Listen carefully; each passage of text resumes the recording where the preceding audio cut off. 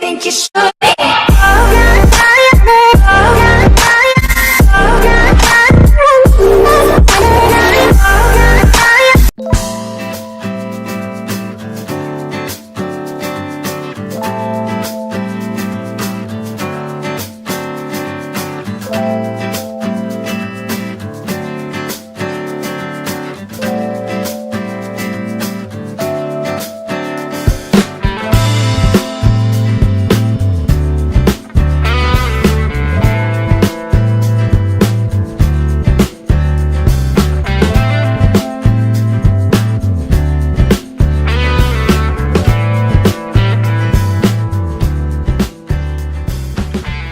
Hi guys, today we're going to be taking a look at this X210.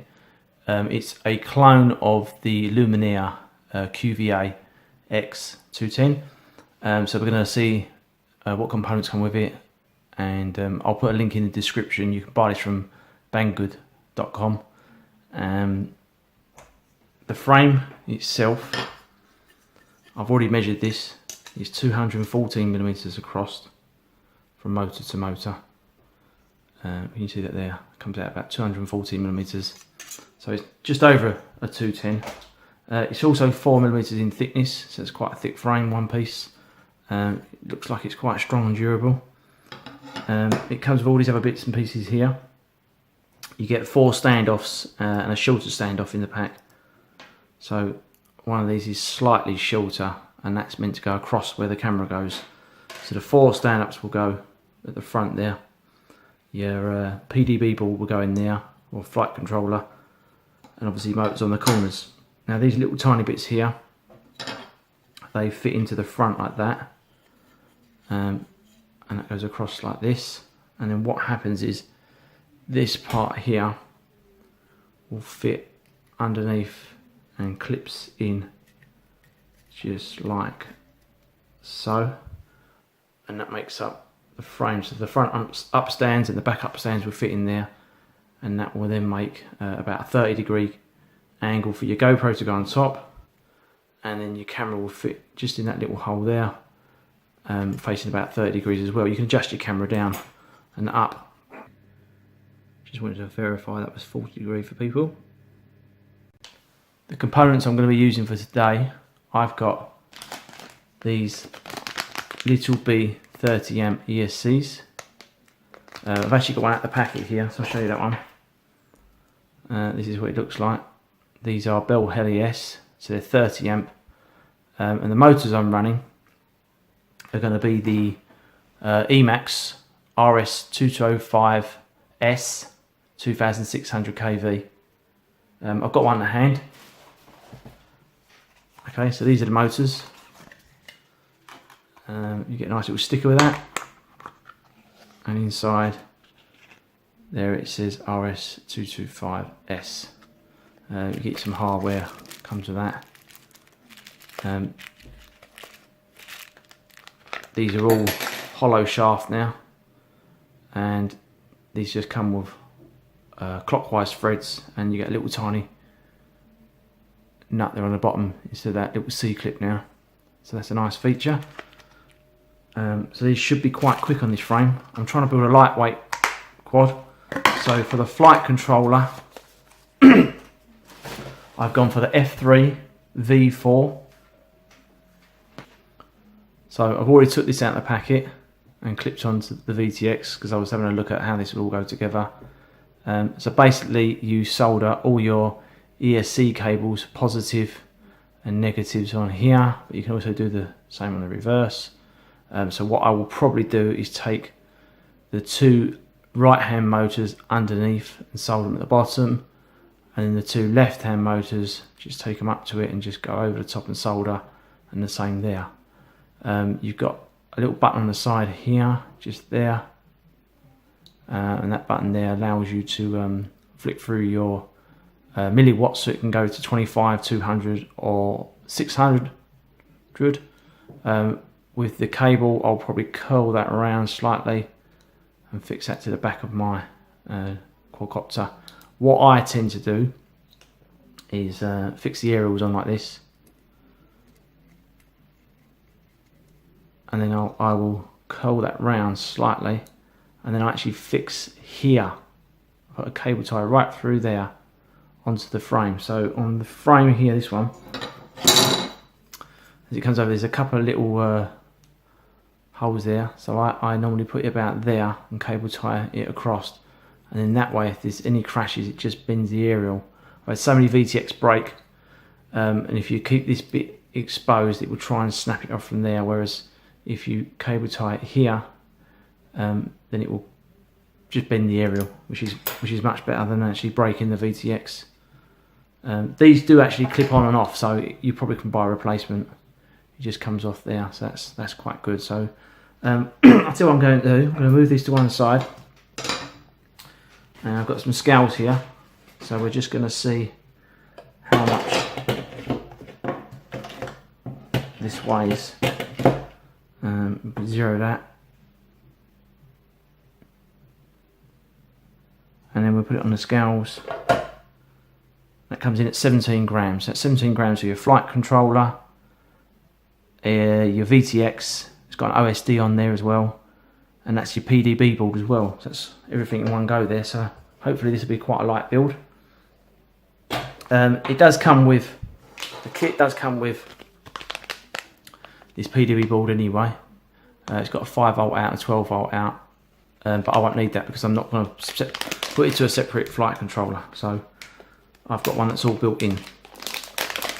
Also, just a quick recommendation, if you are going to build it and use this, these can solder straight onto here, but I try not to do that like this because it's going to be facing downwards and your battery will plug into it. If you land it hard, then this will snap it off just between here, and that's your PDB board broken. Okay, so what I've done is I've had a look at some of the hardware that I want to use. I buy my hardware just from eBay, and I normally buy a pack of this, which is all different size nuts and bolts. You get washers in here, nuts, and these different size bolts. And then for the upstands, I normally buy these nylon packs as well. They come with different screws and bolts. These are brilliant because you can choose your different sort of upstands you want to put in there and your different screws. So I'm going to go for these ones here when I can put them on there. They're slightly longer than the shorter ones, but because I've got to put a Velcro battery strap through here, and the flight controller is going to go on top of that, if it ever breaks the battery straps, then hopefully, because it's a little bit more room there, I'll have a bit more room to feed it through. And I'm not going to be tight for space anyway, because I've only got that all-in-one flight controller, OSD, VTX all in one. So all I've got on this now is my receiver. So there'll be plenty of room for that anyway. It's going to be quite a tight build. I've got a Foxia camera. So at the front here, I'll be having a Foxia camera. And the camera I'm using for this build, this is a Foxia camera. It's the 2.8mm lens, the HS1177. I've used these before. That's the one there. These are brilliant cameras. There is some settings you can change in them. I found it a bit orange when I first got the camera. Went through the settings and it's fantastic. It's really good and bright. But there are other cameras on the market. So this will hook up to my quadcopter. I'll just show you what the camera looks like. This is it here, Foxia camera. There we go. I think I may have a problem with this one because it's top mounted, so the hole comes in the top. The cables come in the top there. You can buy them when they're bottom mounted. So the problem I think I might have looking at it is when this sits in here, it's going to sit just about there, so it's going to catch on that plate there, especially once the actual plug's plugged in. So we'll get it together and we'll have a look. So I'm going to put it together now, and we'll have a look at how it looks. It's quite easy to construct. Actually, let's take you through the construction of it. So what you do is you take this plate, you take the shorter one. It's got serrated sort of lines on it, whereas the other ones are smooth, like this. So you just take one of the screws,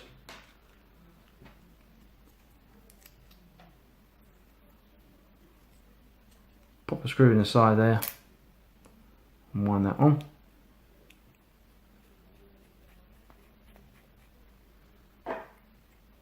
I'll just tighten that up. That's that one. And then the camera will go just in there. But as I say, I think I'm going to have the problems with that camera. So I have got another camera. This is an old camera I was using. There's nothing wrong with the actual camera, but the lens is broken, so I'm going to have to swap the lens. But this one, it goes in the bottom. So if you look at the two cameras here, that one goes in the top and that one goes in the bottom. So we're going to use this camera for this build. So that will go in there. I'll put the screws in a bit. Oh, I'll put the screws in a bit later. So we'll do that. We'll put the other side on. So you've got to remember now to put this short piece in between here. And that goes on like that. That's that, and then the screw on the other side.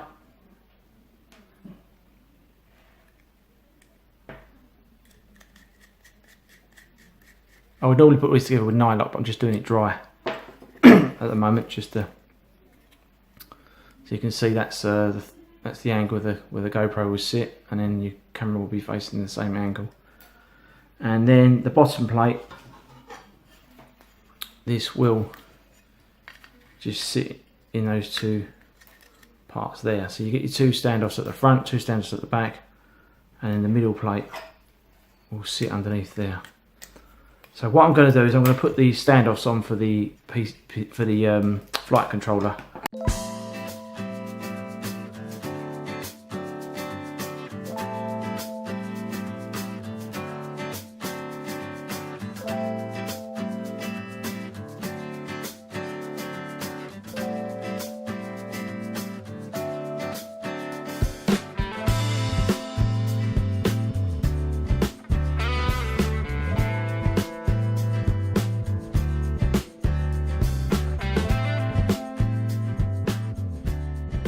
Okay, so I fitted the upstands on and the little upstands for my PDB board.